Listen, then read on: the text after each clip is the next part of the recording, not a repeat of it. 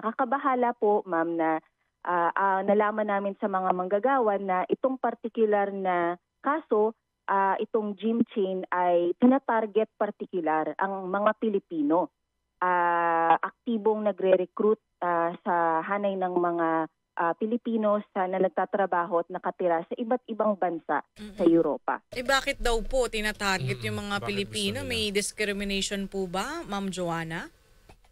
Yun pong inaalam natin, pero sabi po ng ilang manggagawa na tingin po siguro ng mga may-ari na hindi po magrereklamo, no, yung mga Pilipino, no, doon sa kung ano man ang ipapagawa sa kanila, na magiging tahimik na lang sila. Pero nagkamali po ang employer at naglakas loob ang ating mga kababayan na magsampa ng kaso, magreklamo, no, sa mga otoridad sa Netherlands.